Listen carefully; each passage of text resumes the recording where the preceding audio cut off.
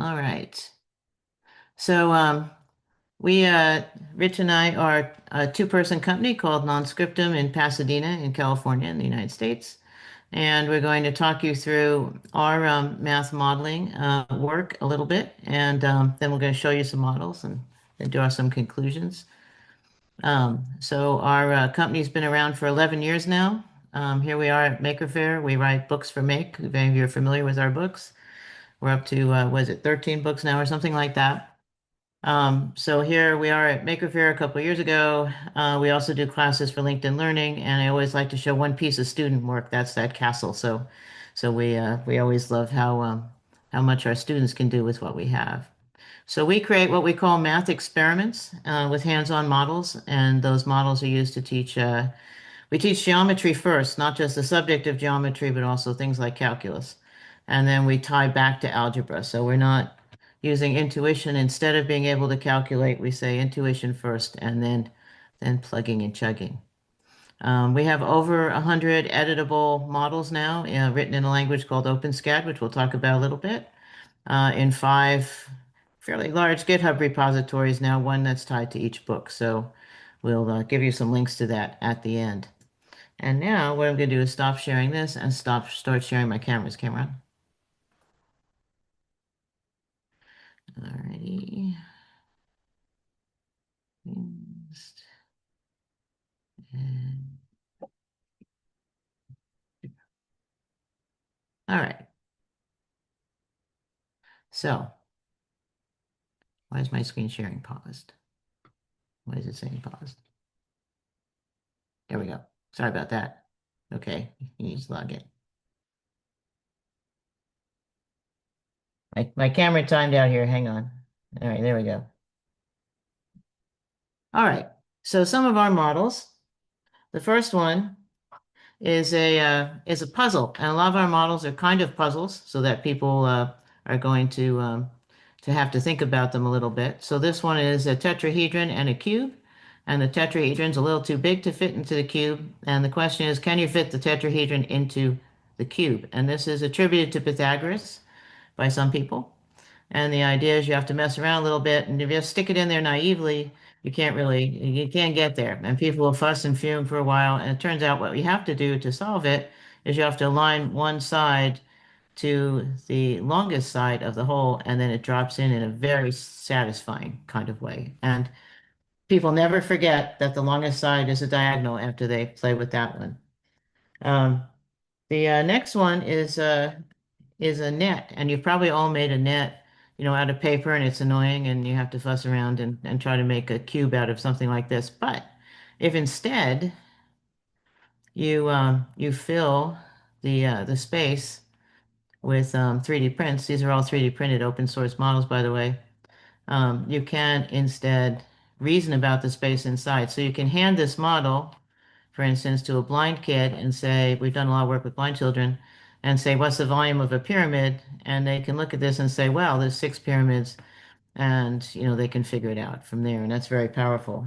And here's a net that for a 12-sided polygon, a dodecahedron.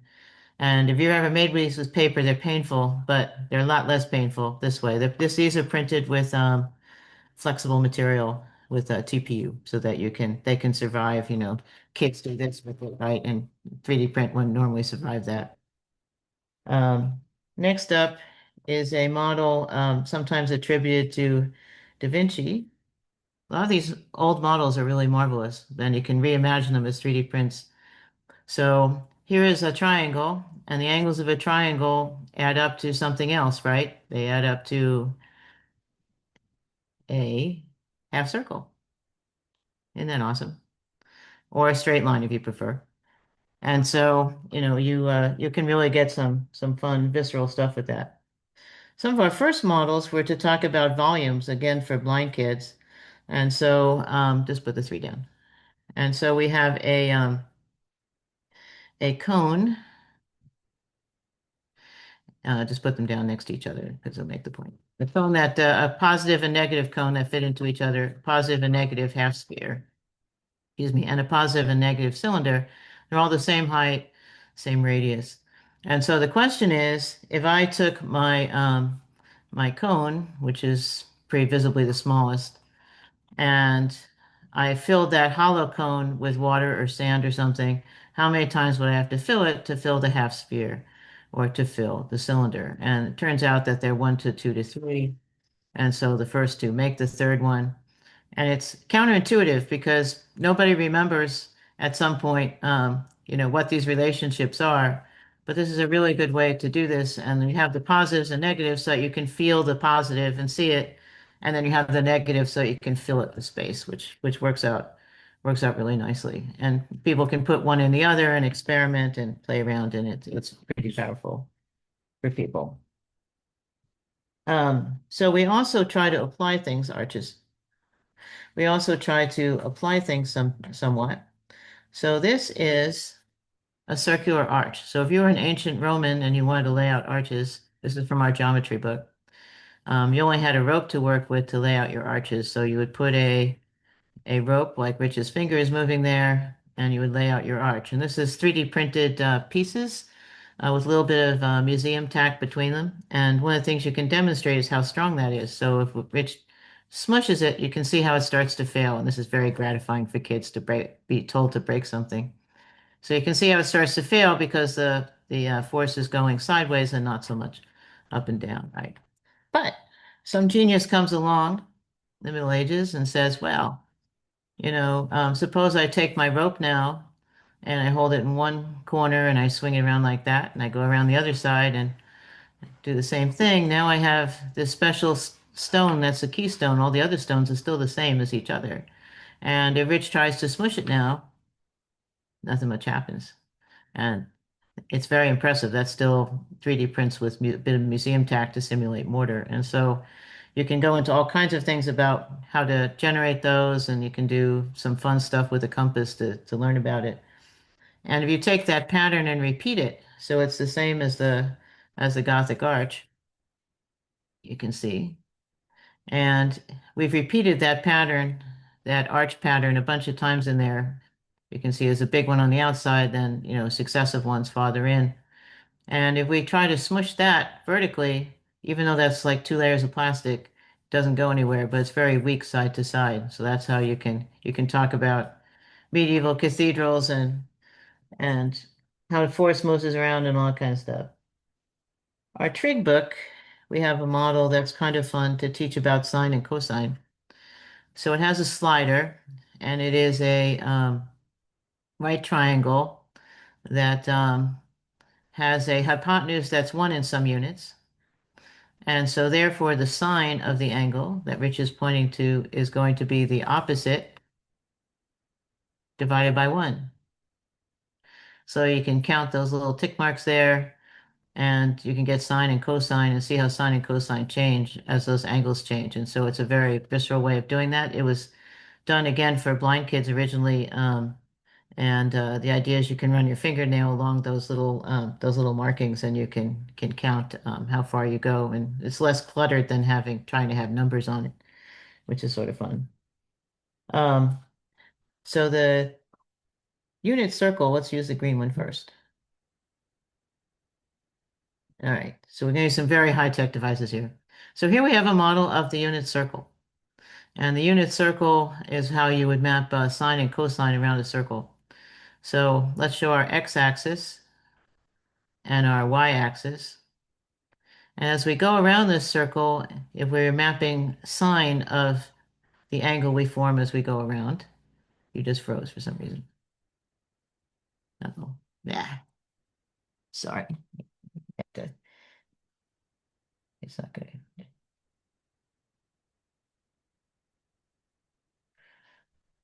It doesn't recognize Rich. It has to recognize you. You have to poke it occasionally, so it doesn't do that. Okay, so we had our sine and our x and y axis, and then as Rich's finger goes around the uh, the circle, we are mapping sine of x. So sine of x is 0, then it's 1, then it's 0 again as we get to 180 degrees, then it's -1, and then it's 0 again. So we've graphed sine in the third dimension here around our circle. And then if we take this extremely high-tech device that Rich has here, and we roll it out, we can get our sine wave. And we have sine 2x or cosine 2x or something there. And so this is a way to show without animation that you can actually get a sine wave waveform out of a graph in the third dimension. So it's kind of a fun way to do that. I'm just sort of whipping through these, and obviously there's other ways to do this.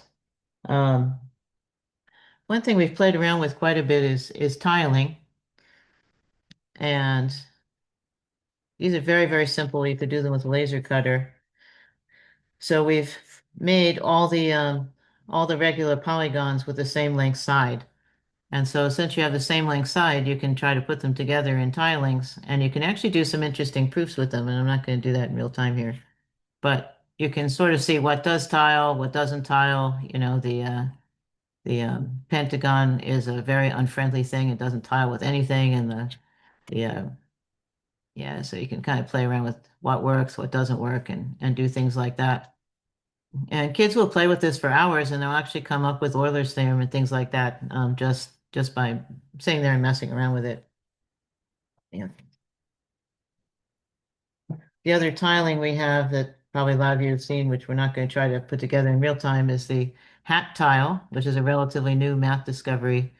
So this particular shape can make an infinite-sized puzzle without ever repeating a pattern, if you've heard of the Einstein tile or hat tile. And we put these out at maker fairs, and we have to like adopt small children because they'll just park themselves and try to work on it, for hours, and it's just really fun. Okay, that's enough of that. So moving on to calculus, interestingly enough, where we have had the most excitement, if you like, about this, just keep doing that so it doesn't time out. The most excitement is calculus with Legos. This is not strictly speaking Fab Lab, but it's sort of this philosophically. So in 1 minute, calculus in 1 minute. So here's x squared. 0, 1, 4, 9, 16. So the difference between the top two is 7. So we put a 7 in between. The next is 5. And Porridge is doing this upside down and backwards, so he's having an interesting time. Difference between those is 3. And difference between 0 and 1 is 1. So my curve of differences, or my derivative, if you like, is 2x for x squared. And then we can take those and show that we can add them up to get the original curve back because we integrate a derivative. If you haven't seen calculus, never mind. You can go from there. You can go from there. Whoops. And you get the idea. John, you have 4 minutes. Okay. So we won't worry about that, but we'll just show that we can also take from there we go to 3D prints, which we won't show. And let me show quickly one other model, because I know there's a statistics model next one. Here's our probability model.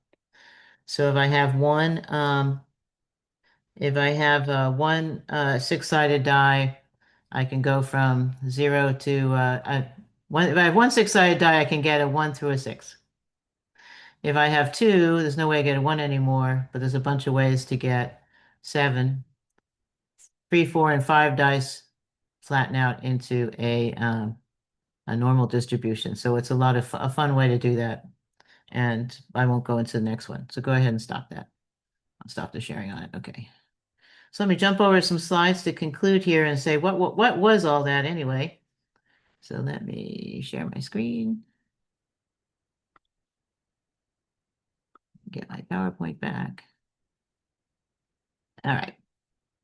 So these were done in OpenSCAD, as I said, and it's openscad.org is the important part here. It's a constructive geometry program that's open source and free. And we have taught it to kids about 10 or 11 is about the youngest you can do it if they can handle text coding. And we try to embody universal design. So we try to make everything, all our models, so that they are accessible for blind students. Our books on the in the Makershed version, there is an ebook that is accessible to screen readers. And so that means you can teach hard, which I would call fun math a lot earlier. This is a 9-year-old with our calculus models who did a pretty good job of that. You can teach history and electronics and a lot of other things like this if you keep the algebra till later and give them enough intuition so that they can build things and do things. We have a very big fan club in the blind and visually impaired community. So we have machine speakable math ML equations, which are starting to be required in a lot of places now. And people say, well, how do you assess this? And this is our teacher supplement book, and we talk about, what does show your work mean if you're trying to teach with hands-on. And we always say, well, the answer is you just do them. You're going to do things the same way because if they've learned the concepts by playing with these things as opposed to doing worksheets, they should still be able to do the same thing, right? So our book talks through that in more detail.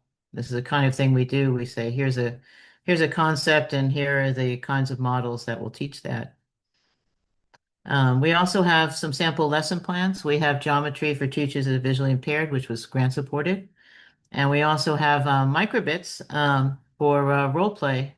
And so we have a lot of things like you saw in the keynote. We used the Microsoft stuff and because it was a little while ago. And those are all CC by lesson plans. So nonscriptum.com/projects. We also have LinkedIn Learning classes. The 10 seconds of calculus there has an hour-long version on LinkedIn Learning. If your institution has a license for that, this is linked on our website as well. And if you want to learn more, our web is nonscriptum.com. And our books on the Maker Shed are at, I have a bit.ly there for it, and that will take you to Make Store for our books, or they are on Amazon as well. And so I'm Joan, and Rich is over here, wave, and that's our thing. So I'll leave that up. And I came in 1 minute over, so Stephen can hate me, Thank you, and I'll Joan. stop sharing my screen, and then leave him to it, and hopefully I didn't look at the chat at all for questions, but you can catch me later too. I don't know Okay. about anyone else, but I want to teleport to Pasadena and play. Just because of the snow, right? That too. Let's go. Let's continue, Stephen. Okay. All right. Um,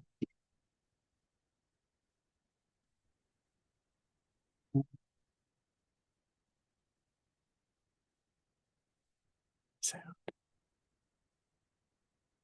I guess they're seeing over here. I suppose you can see my slides, yes? Yes. Okay, great. All right. Well, my name is Stephen Greenstein. I'm joined by my colleagues Michael Frimpong and Nina Bailey. We're in the math department at Montclair State University in New Jersey. Math educators are, here's the title of our talk, designing a statistical math manipulative for generative learning and embodied sense making. I'm going to rush through the first part because we have an activity we want to engage you in. And Rich and Joan operate from pretty much the same philosophical orientation as we do.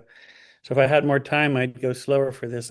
We have news for you, and that's that thinking doesn't happen in the head. And a lot of our work, we're math educators, so part of our work is preparing teachers. So we like to make things explicit, that thinking doesn't happen in the head, but it happens out here in the world. Our brain makes that possible, but we think out in the world with things. We'll share the slides with you. And then we use the we recover the original meaning of making sense, which is that which we do with our senses. That's why we call it making sense. All right, so we're going to show you how we make sense of things, how we make sense of ideas with bodies and things and with other people. Okay, wanted to make that explicit. All right. All right, so one of the major reasons that motivated us to design this manipulative is how elementary maths, statistics specifically, is taught in elementary schools. We know that most of the times teachers focus on major math topics and ship statistics to the end of the term. And by the time they get there, they're in a rush. They want to have it done so quick. And so they normally find themselves teaching statistics devoid of physical manipulatives. And you find themselves teaching the subject on a static paper with a diagram, draw, paper, pencil. And you could see that really disengage students from really having an experience, like a sense-making experience of how data should look like in the real world to make sense of data. And so, this is how the design background is. The data is more on a categorical data. So we designed for kids to collect data on how they report to school, how they get to school, and they had varying mediums of getting to school. So we designed, apart from even this design, we had varying other categorical designs that we did categorical data that we collected and designed on that. And then the blocks represent students, every student, like the number of students that get to school. And we have a gray block that represent a third dimension, not only how they get to school, but how far they report to school. The categorical label had more to do with like having a perceptual ground of supporting you to do the labeling, do the categories. Yeah. So before, that will be the next session. We'll be zooming into the virtual environment where you make sense of what really we mean about this physical design that we've done in a virtual space. And then when you have access to it on the test slide, you come across this. The left side had to do with the data that you're supposed to collect. You have a collected data already that you're supposed to represent. You're supposed to build in the other side. So there will be a subsequent question that will want you to think through. That is, if you are asked to include a third variable, distance, how would you do that with a given additional grade, like with a given additional block? And so that will be the next target you'll be having, as you want to have fun about 2 minutes, and then you can talk through if you have any reflection on that. If you have any question as your experience building the graph in the virtual space, you can talk to us about that. All right, so I messed things up a little bit, but I'm gonna get you there. We're gonna give you a link, An URL. a URL, so that you can get a sense of how this bar graph works. We made a virtual version of this bar graph for you. Here it is in the chat, and you should be able to log into there without signing in. And obviously, this is way more fun if it's 3D printed in front of you. Yes, of This will course. give you That's the right. sense of kind of what it looked like and how you can move pieces around. Do you want to open the teacher board so you can see if people are there, the teacher does? Is everybody able to access the? Got a thumbs up. Thank you. All right. Maybe I'll put this slide back up. Presenter view.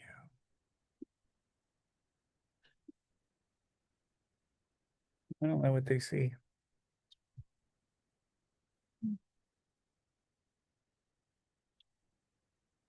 All right. I think you can still see my slides. Yes, but No, they are No. not visible. okay. Then I'll just do that.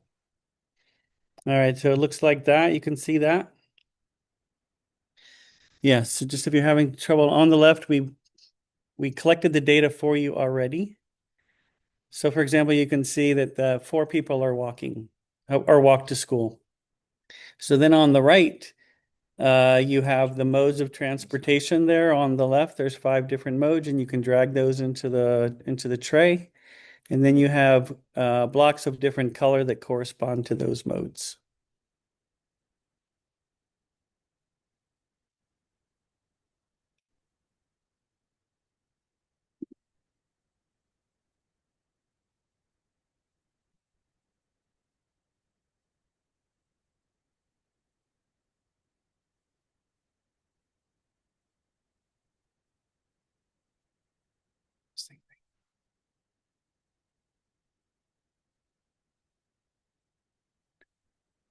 Monitoring the chat in case anybody's having any trouble.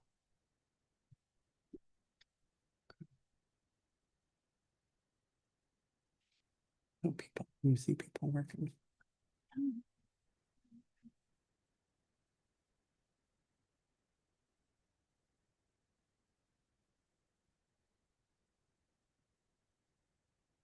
It's not one of those links.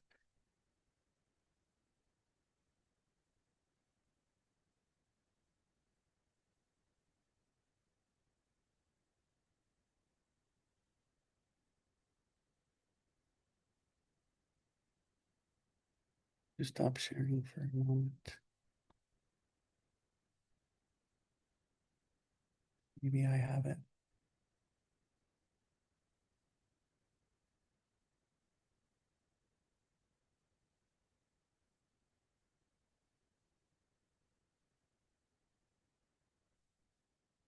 So as you're playing, what are you able to move around? How do you think students would engage with this?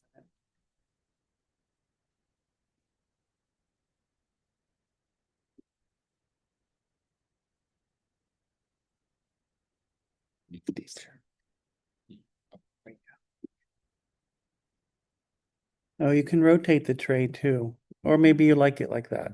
That's up to you.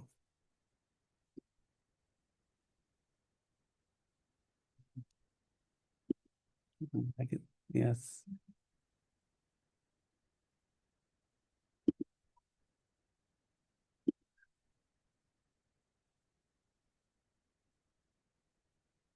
It's possible that it's rotated on their screen.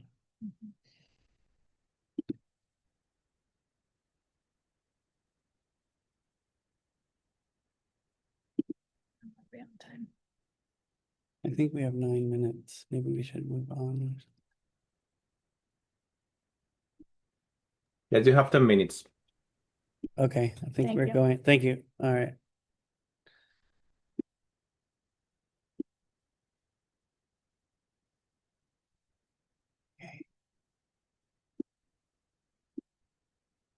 Well, physical things are so much easier to manipulate.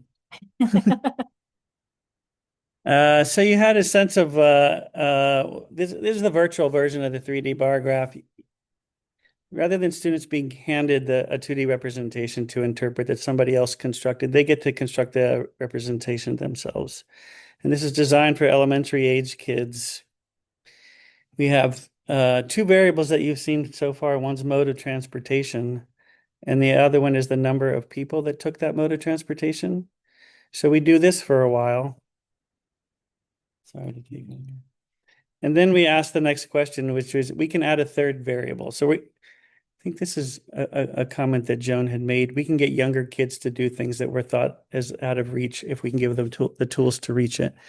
So then we add a third variable, which exceeds the standards, K2 standards, by saying you have the mode of transportation, you have the number of people traveling by that mode, and then you have the distance. So the gray bar we introduce a gray block and say, how can you use this gray block to say not only how many people traveled by this mode, but how far did each one traveling by that mode? All right. This is you, I believe. No, us. Maybe I'll go through these. We'll just give you some snapshots of some of the things that the kids did. I think we highlighted 4 dimensions. 2 of them are agency and creativity. So this is a way of stacking the blocks that we didn't anticipate, like on their side. And that was a way to solve a problem that we didn't anticipate, which is you couldn't fit more than 10 blocks in there. And the data had more than 10, so they turned it on its side. And then when we asked them, use the gray blocks to represent distance. We had a lot of interesting things happen, so we'll share some of these. Yeah, here's one of them. I mean, we anticipated a particular approach. Here's one of them is moving on the other end of the bar.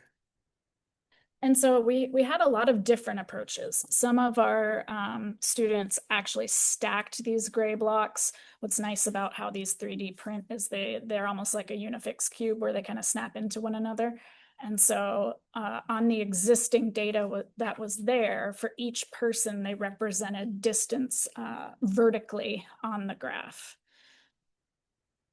We had some other students who decided to make 2 bar graphs within one. And so you'll see the colors. There's one person who biked to school and they kind of had a medium distance, as you can see with the gray at the top of their graph.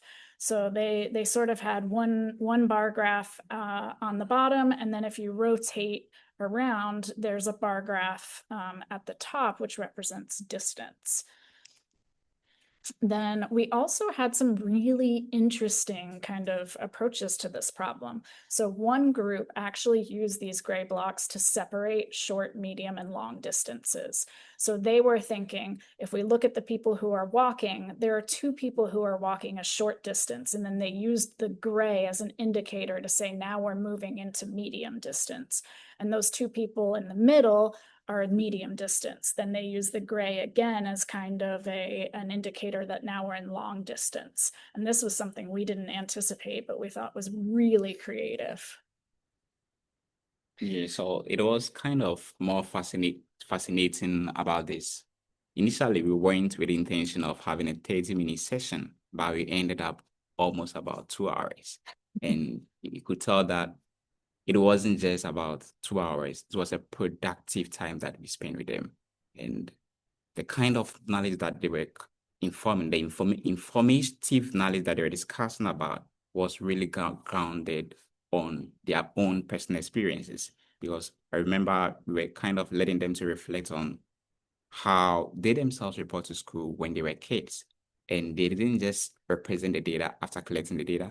They gave meaningful reasons behind their representation of data. And that was kind of very critical, that we see.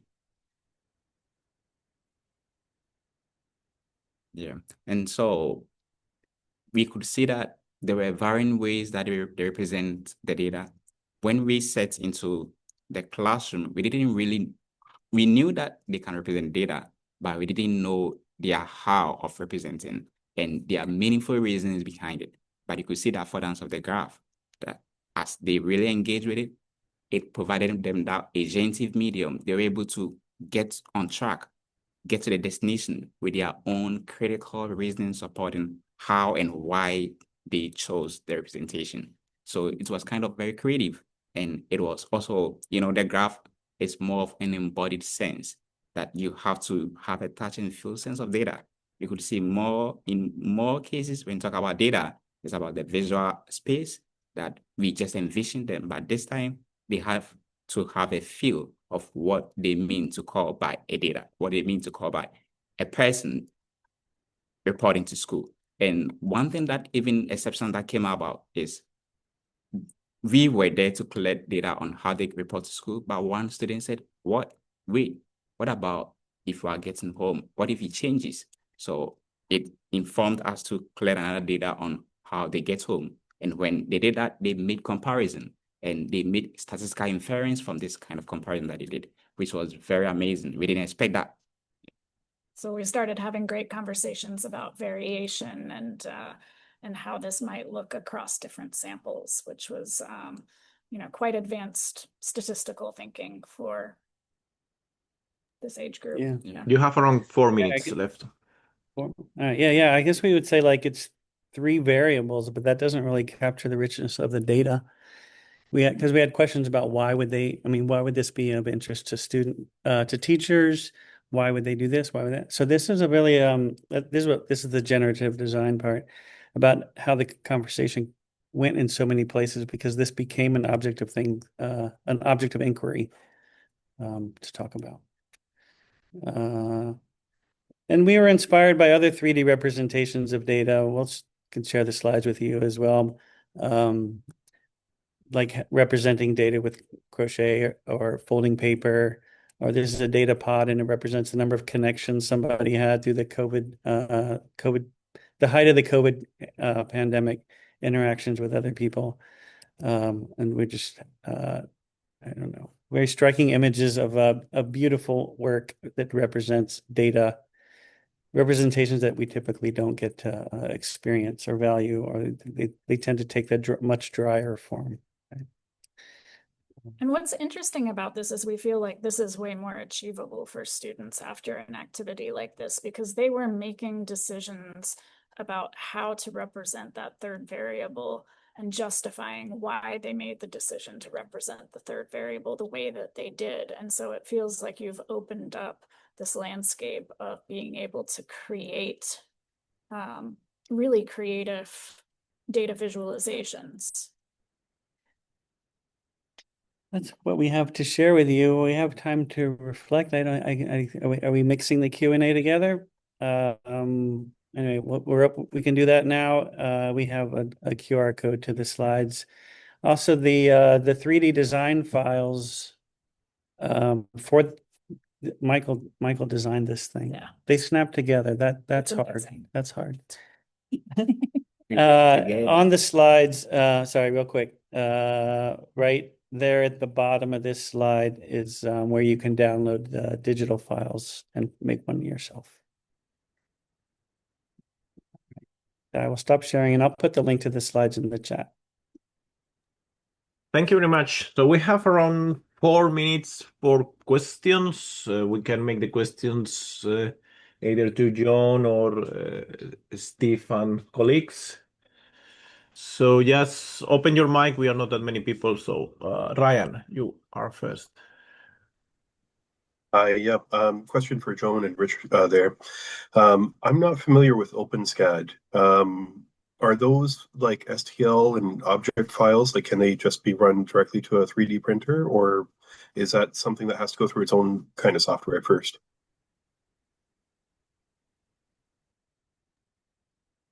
OpenSCAD is a CAD program, so it has its own text-based models, and we also in our repos have sample STLs. But a lot of the point of our models is so that you can alter them. So they're STLs if you just want to, but mostly we go with what the things that are illustrations in our books. We include the STLs for most of those.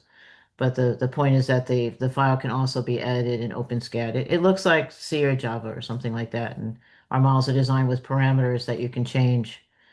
So some of them it's an equation. Rich does most of the models. And then you didn't actually say there was it exports to STL. Yeah. It exports to STL, yeah. Or SVG if you're doing 2D things. We've done it over here. We have, I think, 3 books of yours on the table behind us.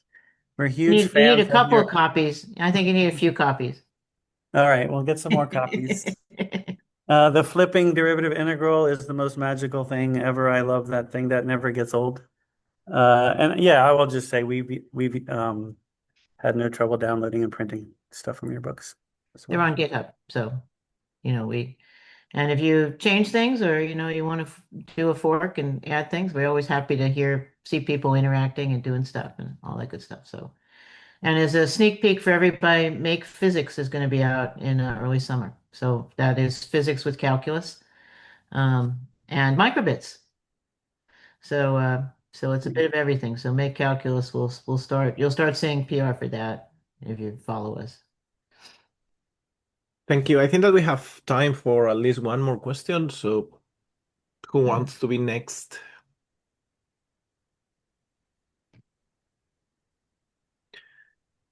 Okay, if not, I can ask to both of you, what is the feedback that you receive from the docents? Because of course, this activity is targeted to kids, but many times they need to be facilitated by docents. So what do they think? Do they, for example, in the case of Joan, do they prepare their own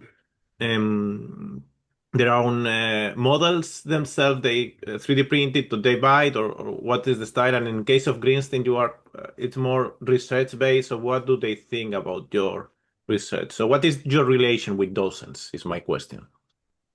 So we teach an after school program, and when we do those, usually we have them go in and alter them. We teach them OpenSCAD and have them alter them, or in some cases we just bring them. It sort of depends on what the class is because we make up classes and change them all the time, right? For people who have been using them, it's all anecdotal, right? Primarily homeschoolers are the market for these books. It's been a little hard to penetrate into actual schools because they have their curriculum and they have their way of doing things, and it's been tough, But the big exception has been teachers that are visually impaired, and there's a couple of nonprofits out there that will do prints for particularly what's her, oh, C3D. There's a nonprofit called C3D that will do prints for blind people, and there's some other places that will do that. So we've done trainings for some teachers of the blind to teach them how to do that. But it's a mix, and there are some not Fab Labs, but school maker spaces I know that have kind of adopted this as a way to tie into curriculum. But it's different, and different is hard to do because people get very tied up in their standards and stuff. And we've been trying to convince them that the standards are the same, but this is a different way of getting at them, or sense making, to use Stephen's word. Makes sense. Stephen?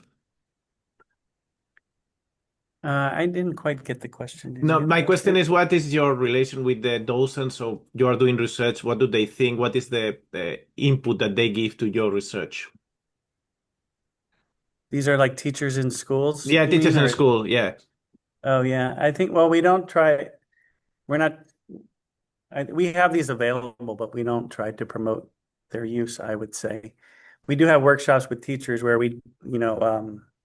Michael and I have done a bunch of workshops with teachers and students where I think we lean more towards things help people make sense of things part, rather than promote a particular thing. Like I am a curator on the CAD library, so I help people upload those digital things to share.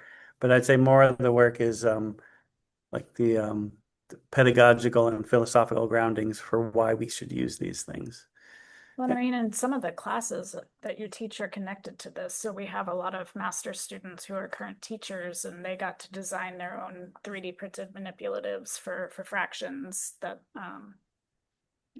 so there's, you do have a reach. It's just not Yeah. a Yeah. It's part of like teacher preparation. They design their own manipulatives, and then some of them stick around. We took them to a conference and put them out on the table. That's why we had the rolling sine and cosine thing, but we seem to have lost it there. Yeah, we always lose one or two per event. They grow legs, but we take that as a compliment. I It's know we but we do. take it as a compliment. But yeah, our calculus book has been our best-selling book, which sort of surprised Meg.